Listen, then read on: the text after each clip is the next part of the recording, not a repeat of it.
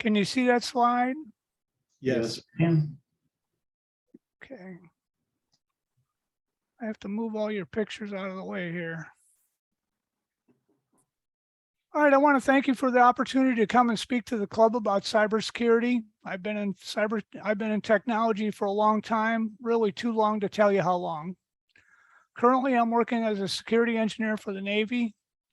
I retired from civil service at the end of 2021 and hung out my shingle as Cyber Defense Solutions, Inc., so that I can keep my brain active and continue to contribute. Finally, if you have any suggestions for improving this brief, I would appreciate any input you have.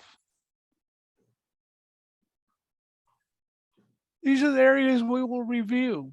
Then we will have an interactive workshop where we will review some emails that I've been saving for the last few months to see if we can figure out if they were legitimate and what we should do with them. Then we will take the final exam to see if I've effectively conveyed my lessons. This presentation should not be considered as all-inclusive, since cybersecurity is a rapidly moving target which changes daily, if not hourly. This presentation should only be considered a starting point or baseline for some of the things you might want to consider doing both professionally and personally. Verizon does a review of incidents every year. According to them, 80% of incidents are from organized crimes and are caused externally, generally with some assistance from an internal user, not always intentionally. They want money, and a little over half of the incidents came in through a business partner's system.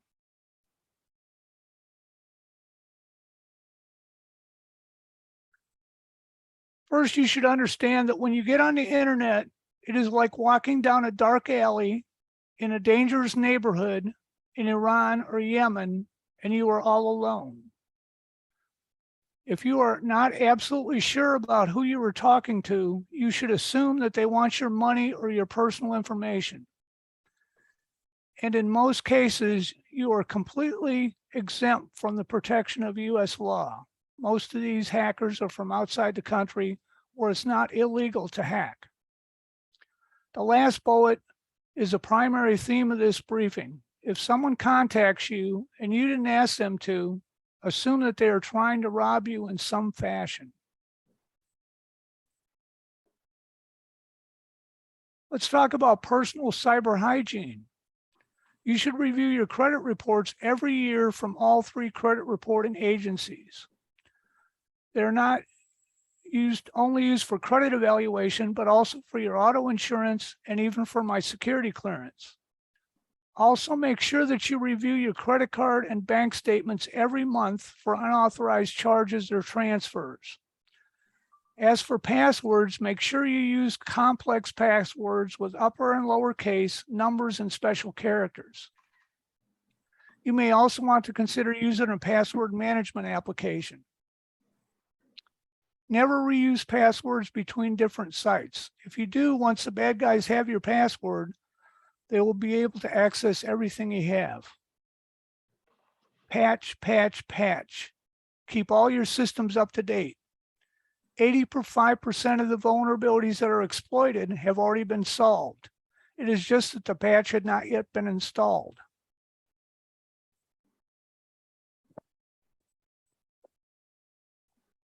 Never take any significant action based on an email, social media, telephone call, or voicemail. If you get an email from anyone asking you to take action of any kind, giving out personal information, passing a credit card number, or transferring money, always make an independent verification, such as a telephone call, before you do that. You should also independently verify it before you change your password or transfer any money. A cracker or malicious actor can subtly change the URL, and it is difficult to catch. One company sued to stop this practice, but the courts ruled, excuse me, that this practice is legal. If you look down in that second to last bullet, they'll do something like change PayPal.com to myPayPal.com. Or instead of USAA.com, they'll call it myusaa.com. Or they might call it amazon.org. The average person has 19 passwords, but 1 in 3 don't make them strong enough. That's from Naked Security. The average employee manages nearly 200 passwords. Excuse me, dark reading.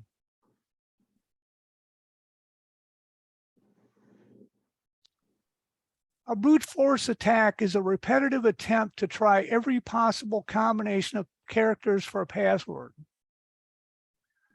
There are much more sophisticated ways to hack a password, but a brute force attack is typically the last resort if nothing else works. If you look at the table, the second column to the left, that tells you how long it takes to crack a password that contains just numbers only and that many characters.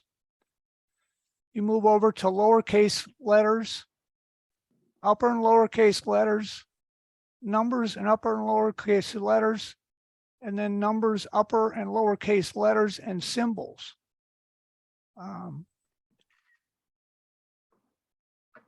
Looking at this table, if you're in the purple area, you don't even have a password. I mean, we're talking about minutes to break that password.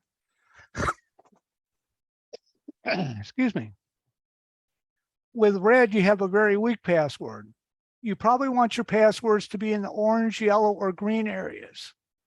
So you're talking about a minimum of 14 characters if you're just using lowercase letters, or you probably want to be around 12 characters with numbers, upper and lowercase, and symbols. That'll take 3,000 years to break it. Really, a password can be up to 128 characters. And in most systems, a space is an authorized character, so you can use a passphrase if you like. As computing processing improves, the time to brute force a password will reduce quickly. So get a password manager and make your passwords complex and long. There are 3 factors for authentication: something you know, something you have, and something you are. There is some discussion of a 4th factor, which is something you do, the way you speak, the way you walk, the way you write, things like that. Something you know might be a password or a PIN. Something you have might be a token of some sort, like the little USB device up in the upper right-hand corner. Something you are might be a fingerprint or your iris. Many financial institutions have begun implementing a text, email, phone call, time-based one-time password, where they text you after you log in and they give you a short number that you can enter to authenticate. This has drastically improved security for them. Also, a password manager is very helpful in preventing password reuse and the implementation of strong passwords. I use 1Password, whose premise is that you only have to remember 1 password.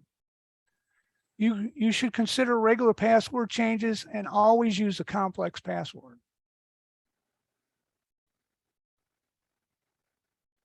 The Internet of Things, IoT, such as your smart TV, your Ring doorbell, your smart refrigerator, smart sprinkler system, your digital assistant, smart automobile, and so on. These devices may provide a backdoor or gateway into your network. A couple of years ago, a casino lost 10 gigabytes of their high rollers' personal information via a wireless fish tank thermostat installed in the lobby. That is how the hackers got into the network, and then they downloaded all the information. Most wireless routers have a second guest network that you can put your IoT devices on, which help to isolate those devices from your computers. Always, and I mean always, change the default passwords on devices. The URL you see in that 4th bullet contains all the default passwords for most of the devices you'll find on the network. They have the default login, default password. So all the bad guys have to do is figure out what make and model of devices you have installed, which is pretty easy to do. and then they can try and start logging in with the default accounts. This is Hacker 101, and all you have to do is miss one password. Welcome to my world. Let's talk about email. In general, you should save attachments to your hard drive before opening them. Not all scanners will check email attachments without saving them first. Also, before you click on a link, you should evaluate the source, whether it looked right, and if it is worth potentially getting a virus from opening that link.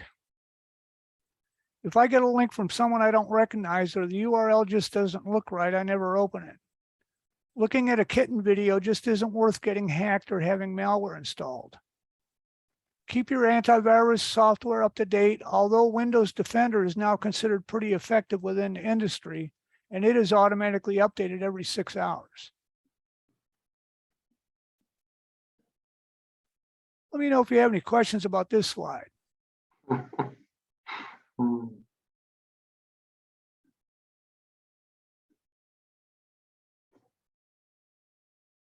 When you see a link in a different color and underlined, that is a link that you can go to. The address that you see is not necessarily where you're going to go. Now, in this case, it is the same place, but it's pretty trivial to change the back URL to a different one. And we're going to see that a little later. We're going to look at some emails.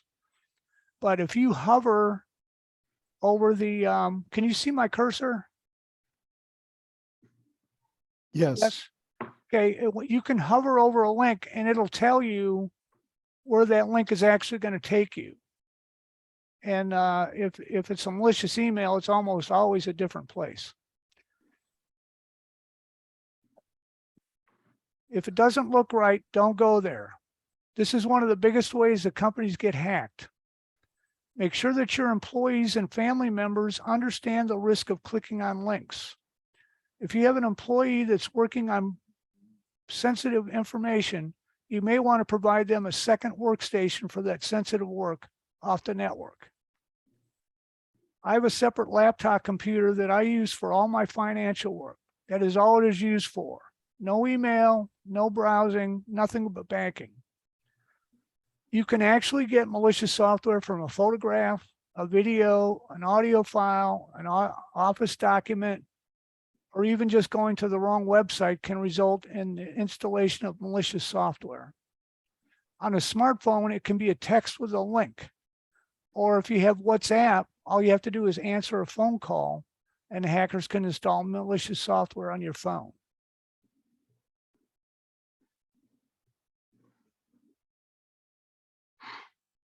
I have all but given up on social media.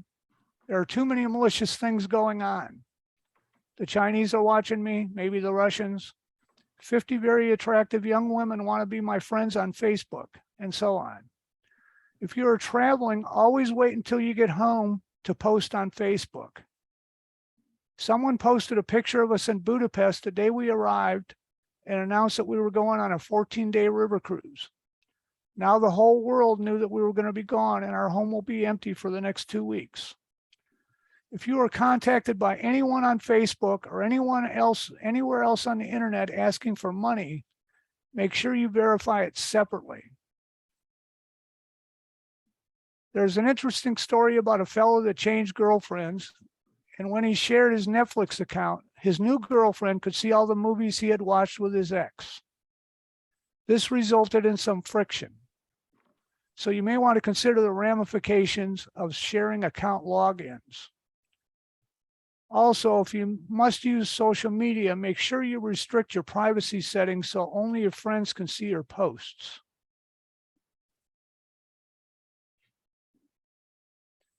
Then there was this story about the fellow that gave his old iPad to his child.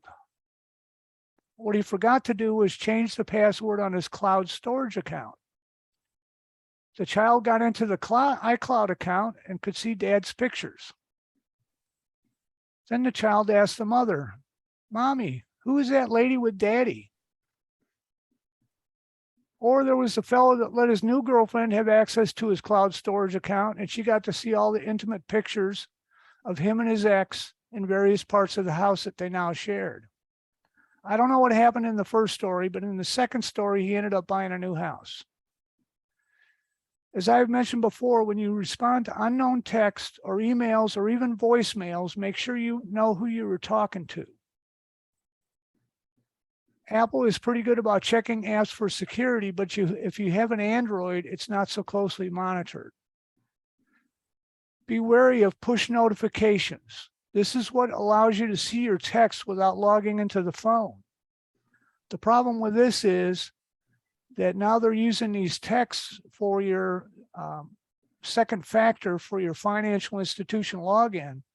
And if a person can get a hold of your phone and you're using push notifications, they can see that number.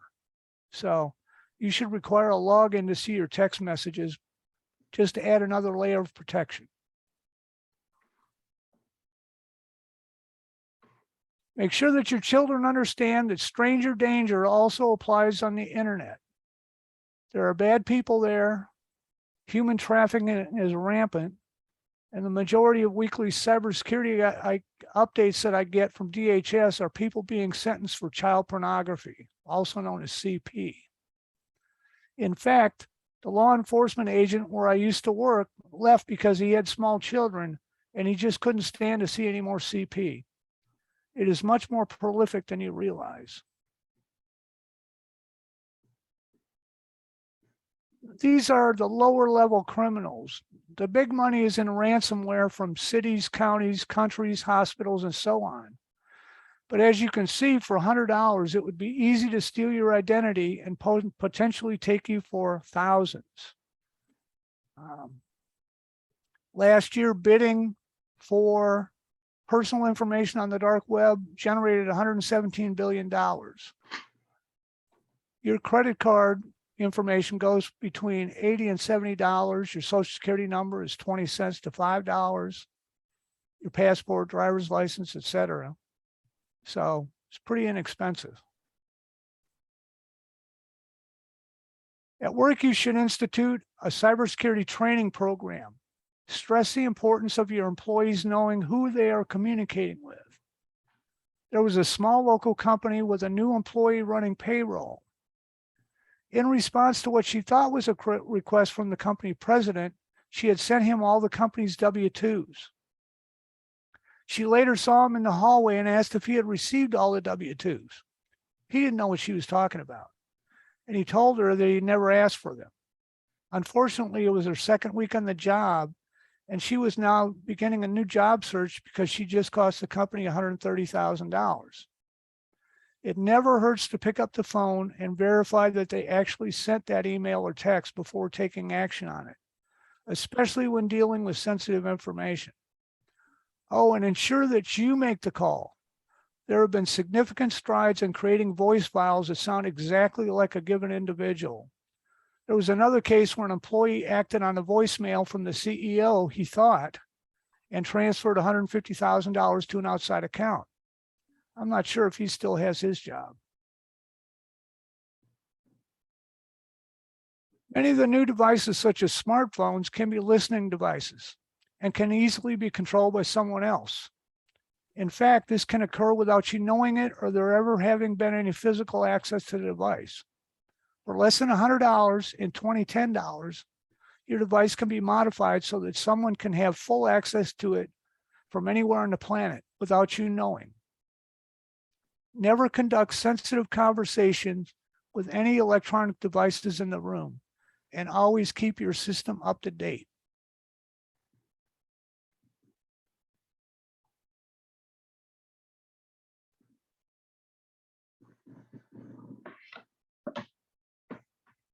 So whenever you're on the internet, you should look up in the browser navigation bar, and you should either see a padlock, a locked padlock, or you should see HTTPS. If you don't see that, it's not a secure connection. You should never arbitrarily download apps without verifying security. I personally don't use any financial apps on my phone or my tablet. I work with the people that develop these applications, so I kind of stay away from it. You should always use, yes. So item 1, you're saying without the S? Yes, HTTP without the S. yeah, you should never, really, they're not going to allow that anymore at all, the HTTP. You should always have an HTTPS, especially for your shopping. If you don't have HTTP, it's an unsecure connection. Everybody can see your data. Every keystroke you make is going to be visible on the internet. You should always use a secure virtual private network connection. I use ExpressVPN, which provides secure connections for 5 devices for under $100 a year. You should never use a debit card for online transactions. If you do decide to use a debit card, contact your financial institution to make sure that you understand what your exposure is. With a credit card, you're limited to like $50. Some of the debit cards, there is no limit. They can take all your money. There's nothing you can do. If your financial institution offers it, always use the multi-factor authentication, which can be typically a text, an email, or phone call. This is referred to as a time-based one-time passcode. Be sensitive to credit card information, never throw away statements, and always shred them. Use a password manager. Never click on an unknown or suspicious link. If you connect to a public Wi-Fi, such as the airport or a coffee shop, you should connect your VPN to hide your traffic. Otherwise, anybody in that coffee shop could potentially see your passwords as you enter them, things like that. When using connected devices such as cell phones, televisions, refrigerators, and so on, be careful not to enter any sensitive information. All that information is usually saved in there. Consider any recent data or system breaches that may affect you, and consider changing any passwords related to the breach. If Amazon gets hacked, you should change your password right away, things like that. Whenever you get an unsolicited letter, email, text, phone call, always be wary of the source and don't take any action on the correspondence before independently verifying it. Whenever you're using a public charger, like at the airport, always use a data blocker, which is widely available. There's a data blocker up in the upper right-hand corner of the slide. You just plug your device into that, and it'll allow your device to charge, but it won't let any data through. Always, always, always patch all of your software, not just your security software. Number 17 is kind of hard to keep track of. If you're going to make up creative answers to those security questions, you probably ought to keep a notebook or something. It's hard to keep track of. Finally, turn off any automatic downloads or accesses from cloud systems. Turn those manually on when you need that feature. Otherwise, somebody could breach that and get in and pull all your information.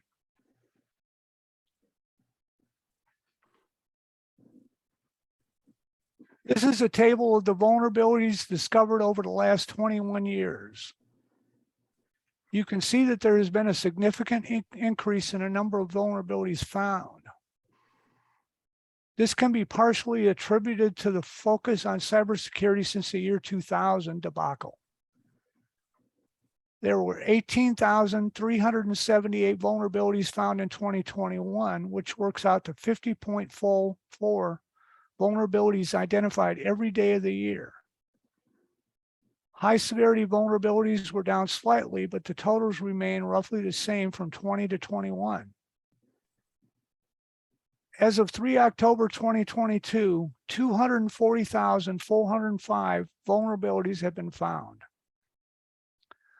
The last time I estimated the number of vulnerabilities that there probably are, it was about 2 million. Based on the number of lines of code there are and how many problems there are with every 1,000 lines, things like that. So there are about 1.8 million vulnerabilities that haven't been reported. That doesn't mean they haven't been found. So you have hacker groups that go find vulnerabilities and then they sell them at auction to nation states so they can use them later on, maybe in a war or some kind of a cyber attack. So somebody may know about them, but if the company that wrote the code doesn't know, they can't patch it.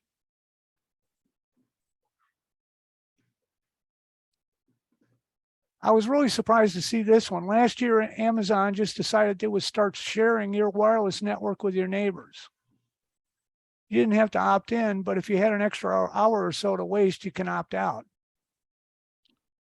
Also, as I mentioned before, Alexa and other personal digital assistants are always monitoring your conversations in order to ensure they do not miss your requests. Most digital assistants are always listening or randomly listening. This will ensure that when you are talking about a new sweater or jacket, they can automatically add it to your shopping list without you having to ask. Whenever you are conducting a sensitive conversation or meeting, you may want to mute or unplug the device. You will never commit the perfect crime if Alexa is listening. Trust me, law enforcement is all over it. Also, you should consider your smartphone as another monitoring device. Never have a sensitive conversation with your phone in the same room. Turning it off is not good enough. Neither is taking out the battery.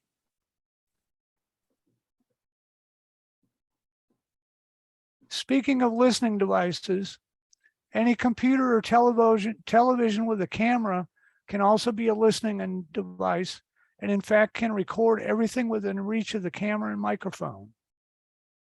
You may want to unplug your computer or television or move your sensitive conversation to another room. And don't forget to leave the smartphones outside. In addition, covering the camera is a good way to preserve your privacy. You can get camera covers for a very inexpensive price, and they can be installed in seconds. If you look in the upper right-hand corner, those are some camera covers. This is a double-edged sword, since these devices can also be used by law enforcement to solve crimes. Last year, a fitness watch helped to solve a murder, and on the other hand, the fitness watches also exposed the location of one of our classified locations overseas.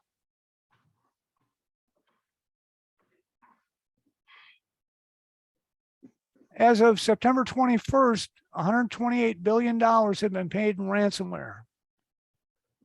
Here are some tips to the ubiquitous ransomware threat.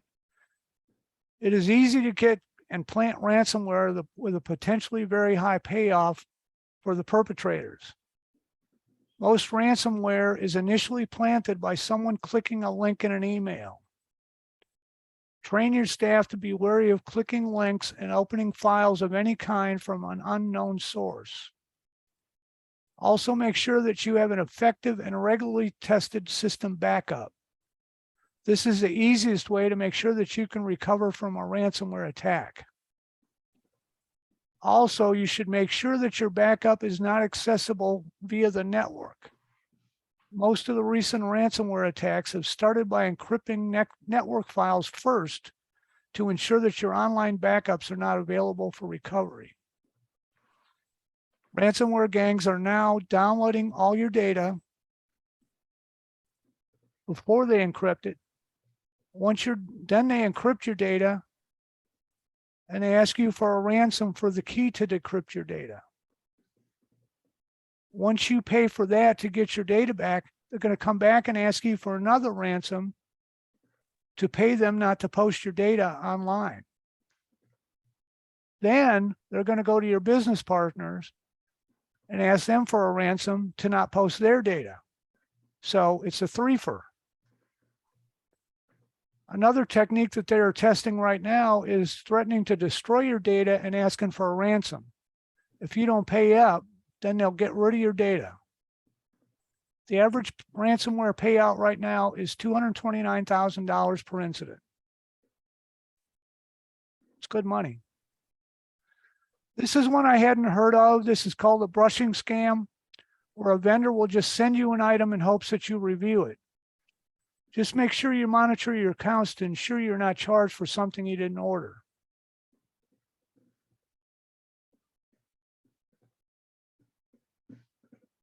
If you're like me, your information has been stolen many, many times.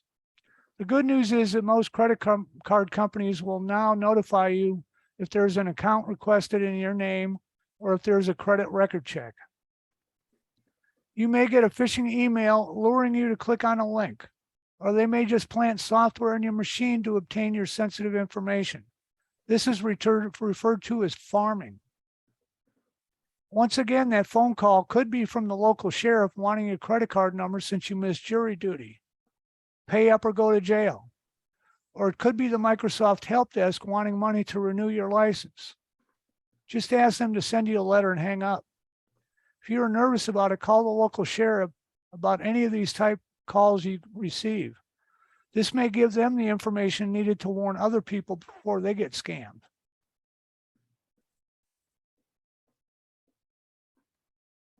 We all keep our smartphones with us most of the time, so it is handy to use them to pay for things or transfer funds. There's lots of scams in these phones for finances. Many of the scams are social engineering where they try to trick you into transferring money to them. If you're going to use those apps, make sure you understand what your exposure is. Never respond to unsolicited emails or texts. Disregard any urgency they might have, and never ever give out your two-factor authentication code. Only use these financial apps on your phone with people or businesses that you know. The best approach is not to use them, but if you must use them, always independently verify the need for the transfer. When they call you, the sheriff's going to say you're going to go to jail tomorrow. We got a bench warrant. You got to give me your credit card to pay your fine. So just call the sheriff yourself. These QR codes are pretty handy. Now you can go into a restaurant, you scan it with your phone, it'll bring up the menu, but they can also be used by nefarious actors to take you to malware sites or a fake website so that you enter sensitive information like a username or password, or maybe just to enter personal information such as a credit card information. Make sure that the QR code you scan is from a legitimate source before you follow the link. And I'll send this to David. I'll send the brief to David, all these different URLs that are in here. You can go look at them if you want. Thank you. I occasionally purchase something outside of Amazon, but my bank is very aggressive when I challenge a charge on my card. I haven't lost yet. If you do purchase from a company you're not familiar with, you might want to try a one-time use virtual credit card or a gift card that has limits. This year, Google announced that they will now allow you to remove your personal information from their search engine database. The URL at the bottom of this slide will tell you how to remove your information. Again, these are phone calls. You're overdue a bill, you owe back taxes, fees. All you have to do is give me your credit card number to make it go away. As for phishing emails, I get requests to change my passwords, take a survey, claim my prize, verify my personal information many times a day. Funny, the emails don't seem to come from the companies where I have an account. It must be working for them since they keep trying. This last bullet was only discovered in December, and it's going to be a challenge for the credit card companies. They will probably need to revalidate credit card processing websites to verify their authenticity. These hackers that go out and buy these credit card numbers set up their own website to process the payment, so they didn't have to go buy anything. They just processed the payment, and they lost tens of millions of dollars. If you're interested on checking on a scam, or you're not sure if something has been a scam before, you can always go to the US search site. They have 857 different scams when I checked. When you're at the airport or some other public venue, make sure you're connecting to a legitimate wireless network. It's pretty easy to set up a false network and try and gain your credentials. Connect to the wrong network and they'll be collecting your information. Even if you connect to the correct network, someone can be collecting your information. You should consider getting a VPN service. It gives you some peace of mind when on a public network or in a hotel.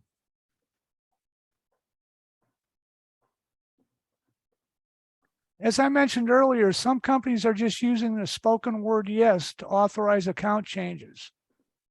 So if they have recorded that word in your voice, the perpetrator may be able to make changes to your account.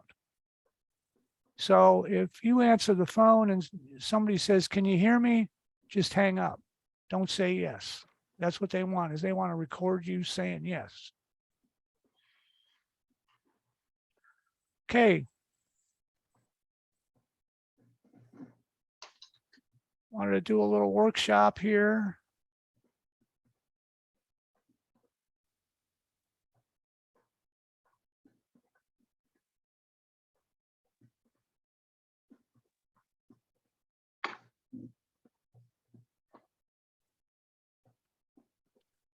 Okay, here's I got the win Lowe's Stanley toolkit. All I have to do is click on this little survey link.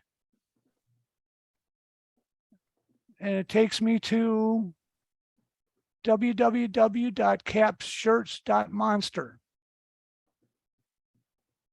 What do you think?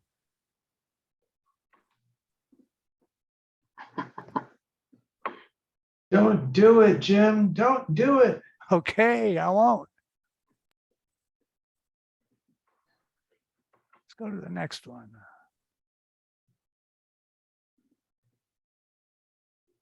Oh, I got a scanned report from myself.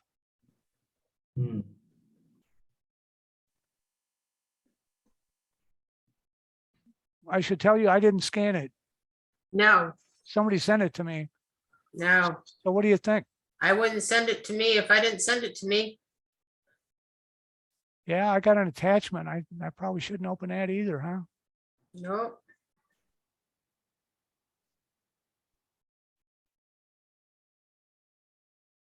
All right. It says I bought Geek Squad and Advanced Protection. did you buy Geek Squad Advanced Protection? That would be a personal insult to me. Yeah. No, when I see somebody with Geek Squad in their driveway, I just shake my head. So, No, well, I'm not going to do anything, but what I would do is I would keep an eye on my credit cards to make sure that somebody didn't charge me $229.99. Does that make sense? Yep. I've seen this in my own inbox with Amazon orders. Oh, sure. My wife gets them and she Yeah, kind of freaks out. a confirmation of your order, you know? Yeah. Yeah. I get that all the time.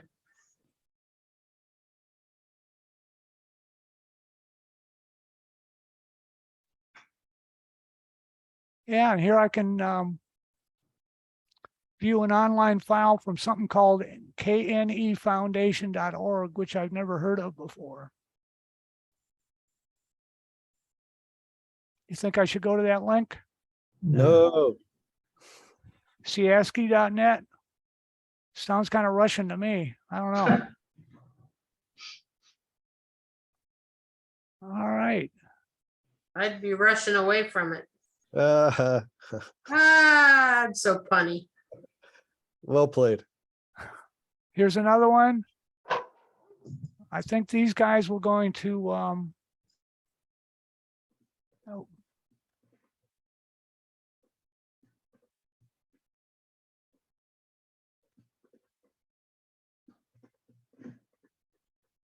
Yeah, they're telling me I have a security threat and my SSL is not installed correctly.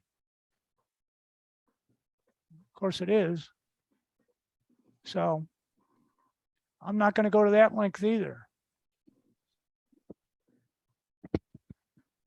But you see how you can hover over these links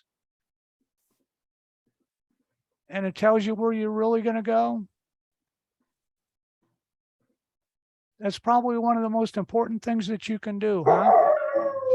Do they have that for people too, where when you meet somebody, it just says asshole on their forehead? Yeah. Yeah, I think you got to spray them with some stuff. Yeah. So are there any questions about that? Did that make sense to you? Was it worthwhile looking at that?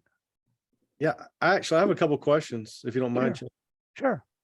Okay, so the data blocker, I've never heard of that. So is it, what is the deal when you charge at a public charger? Do people wire things into it, or how does that work? Well, they could have a device in there that's uploading malware into your phone. Okay, like if it's at a console at the airport, they could have gone in there and installed something behind it, Yeah, or whoever put that in there okay, may put some malware on there and say, look for credit card numbers, look for social security numbers, look for addresses, and send it to me. okay. Well, I'm flying Friday, so I just ordered one of these while during the. So you've got my attention there. Okay. All right. Can you recommend a good VPN? I use ExpressVPN. It's easy to use. It's $100 for 5 devices. Okay, But there's other devices. Mozilla just came out with one too. all right. And as far as like using the password services, can you recommend a reputable one of those? I use 1Password. 1Password? Yeah, it's pretty well respected.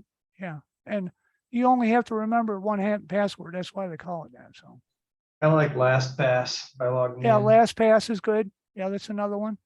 I use one called My Eyes Only.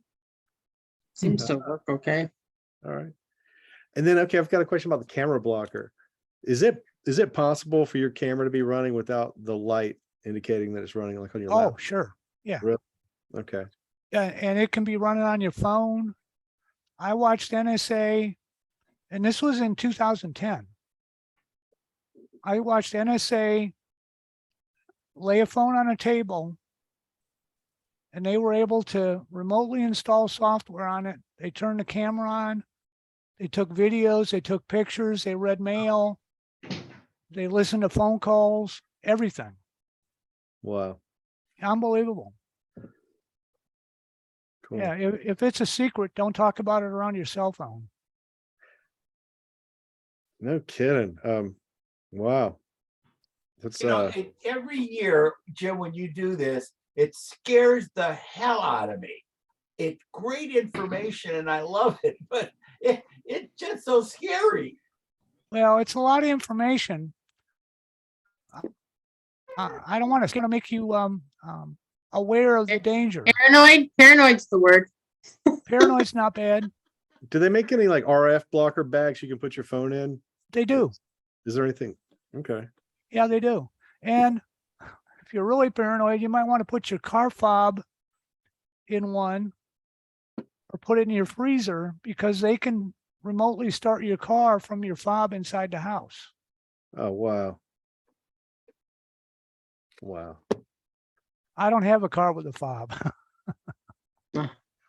I do, but it's still in the garage, so they'd still have to open the garage door too. Yeah, that's probably fairly trivial too. Yeah, I have Wi-Fi on my garage door opener, so they could hack that and open my garage. Nah, mine's pretty mechanical, so. Yeah, I didn't set up the Wi-Fi on mine. I kind of avoid that stuff. Wow. But I do have my IoT stuff on a different network Yeah, than my computers. And that's something you should consider when you get IoT stuff. Because all those routers have a guest network that you can put that IoT stuff on. okay. And it's isolated from your internal network. Good to So, know. so was that worth looking at those emails? Did you understand what I was talking about? You saw where you hover over it, it should tell you where it's actually going to take you. That Yeah. all made sense to you? Okay. Yes.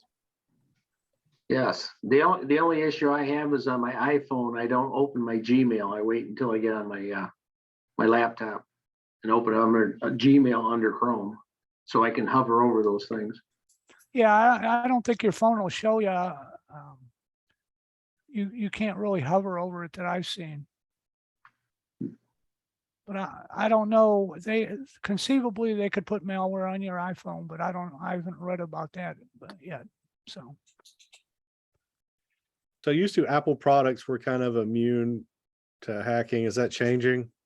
Well, I think that Apple products are more robust than the Androids are. Okay. Every time I turn around, they're finding another Android app that's got something wrong with it because they don't really vet this stuff. At least Apple looks at this stuff. So my Apple's been pretty rock solid, my iPhone. So it's been very problem free.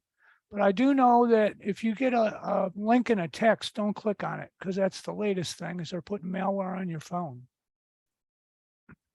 Oh, wow. Yeah, I've been getting a whole bunch of them lately. The texts that come out of nowhere with do this. No, I don't think so. Just trash it. If it's important, they'll contact me by mail. Yeah. Okay. So are we ready for our final exam? Yes.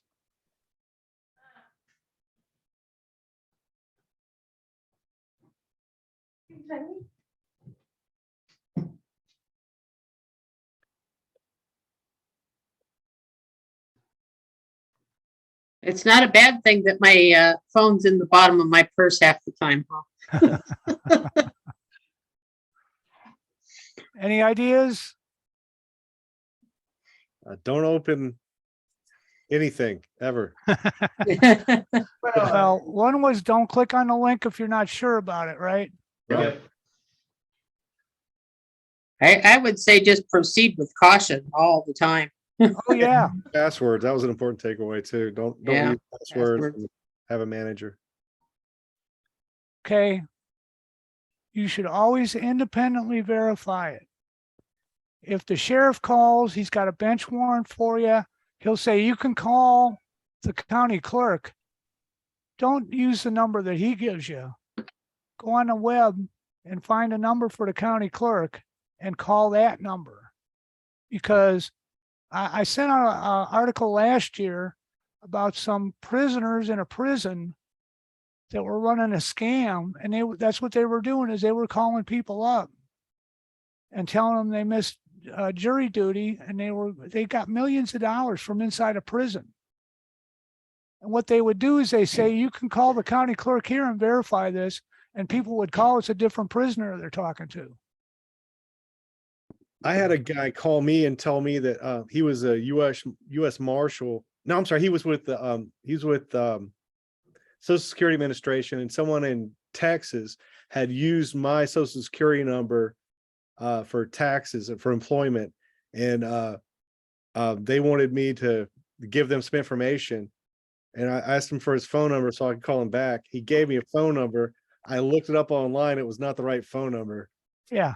So yeah, he was just fishing. Yeah. You know, if you get a text from your grandson in Italy and he wants bail money, call his parents. Make sure he's in Italy, you know. Yeah. Or if your pastor emails you asking you to purchase $600 of Apple gift cards, call him or her personally and ask them. So. Yeah, I've gone to the suspicious emails like that when I find out if it's an Amazon scam. I just look it up and report it to Amazon now.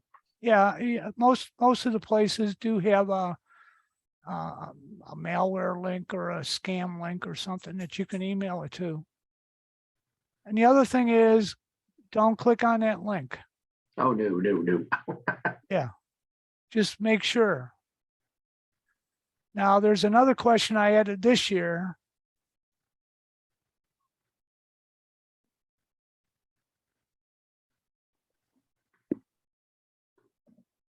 You. Oh, the human link. Yeah. Yeah.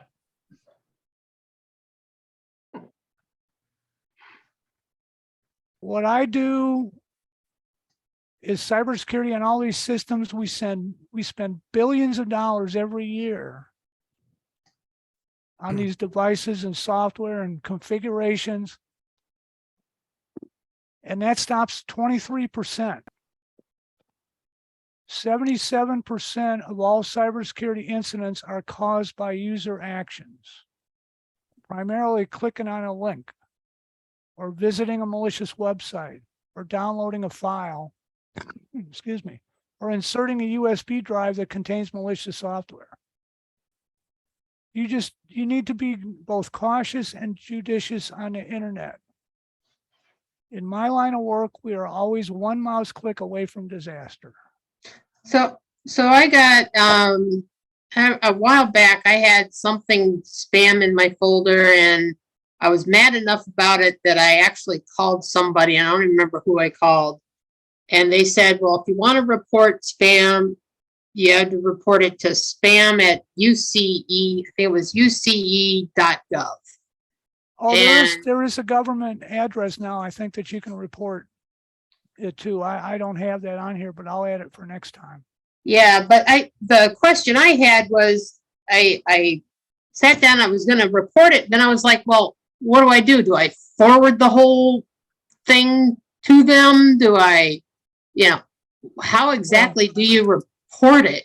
I went to a conference a few weeks ago where they had the FBI and Mhm. Secret Service.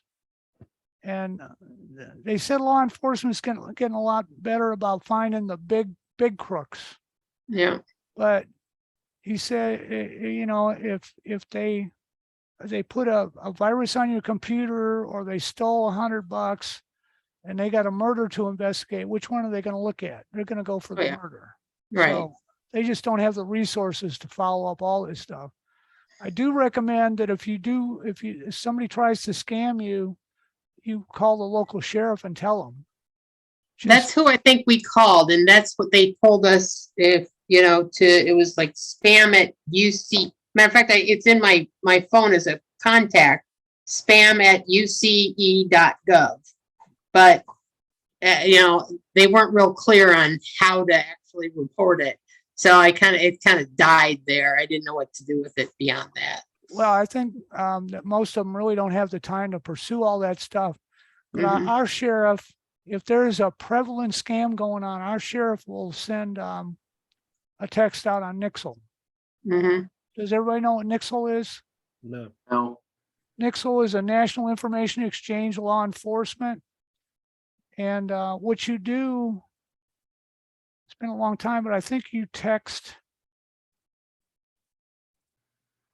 888-777 with your zip code.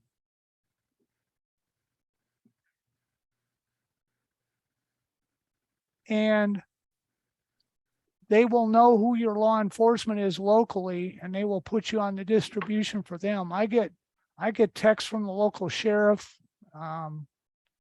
missing people. Today there was shots fired at a school. They sent out a text about that. The freeway got blocked up. And especially it's valuable during a hurricane because the sheriff's out, they'll take pictures and send it out to everybody so you can see where the bad spots are. So I will send you the information on Nixle. Okay. Yeah, it would be helpful if you get scammed with something, or you got somebody that just was relentless, won't leave you alone. I think that was what I called about. Yeah, there was a guy here that some scammers had scammed him out of a couple of grand a few years back, and they came back to him because they knew he was an easy take. And they told him that his house belonged to them. Yeah. They changed the locks on his doors. They towed his cars, and they wanted 70,000 cash to make it go away. And the sheriff got him at the FedEx office with $70,000 in a package to send these guys. And it was all a scam. Yeah. He was an elderly guy. So any other questions? No question, but great Presentation, presentation, thank you. James. Thank you. Yeah, thanks, Jim. That was incredible. Are you gonna send me a link to the presentation? Yes, I will. Because I do this for the computer club too, but this year I don't think the recording is going to be as good as this one. So, Okay, I'm going to stop the recording right now.